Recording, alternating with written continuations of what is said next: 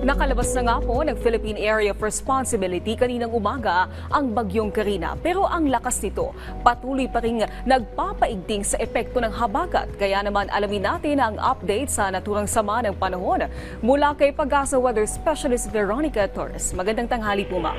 Magandang tanghali din po sa inyo, pati na rin sa ating mga taga-subaybay sa PTV4.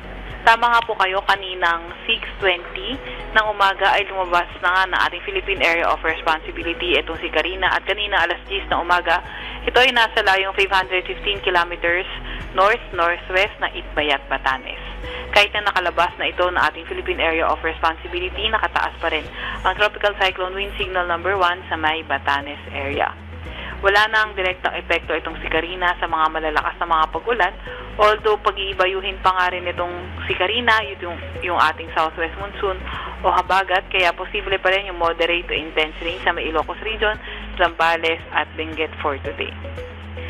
Ms. Veronica, para lang po sa kaalaman ng ating mga kababayan, maaari po ba natin ikumpara itong naging pananalasa ng bagyong Karina sa bagyong Ondoy at ano po yung kanilang pagkakaiba? Sa ngayon po ay hindi pa rin siya magandang i-compare kay Ondoy, dahil yung si Ondoy, yung nangyari na 300 plus na millimeters ng mga pag-ulan in a short span of 6 hours. Ito namang si Karina, although yung 300 millimeters na pag-ulan in a span of 18 hours siya nakolekta. So medyo marami ring ulan dala si Karina, pero hindi kasing short na binuhos katulad nung kay Ondoy. At marami po nga yung nagulat sa tindi ng epekto ng bagyo at ng habagat. May weather system po ba na nakakaapekto kaya biglang naging ganito kalakas itong sama ng panahon? Opo, so yung maliban kay Karina sa habagat, wala namang other weather system. So ang nangyari, na-enhance ni Karina si habagat, kaya naging mas malakas yung hatak ng habagat at nagpaulan. At dahil may expected po tayong La Nina phenomenon, posible po kaya na ang mga susunod na bagyo na tatama sa bansa ay magiging kasing mapaminsala tulad ng bagyong Karina?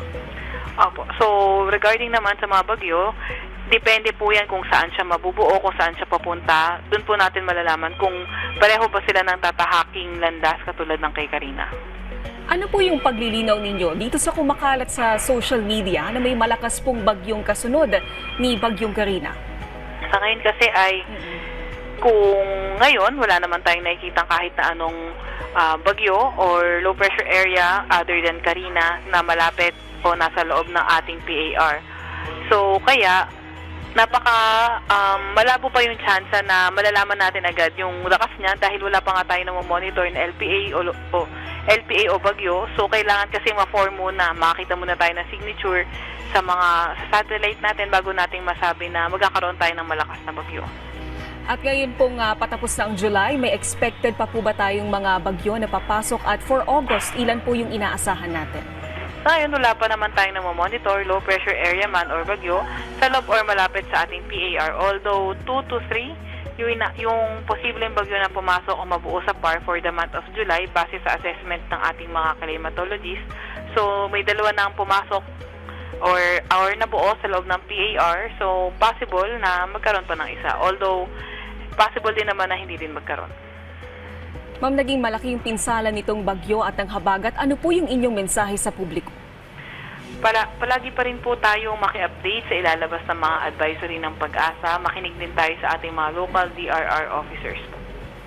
Maraming salamat po sa inyong oras, Pag-asa Weather Specialist Veronica Torres.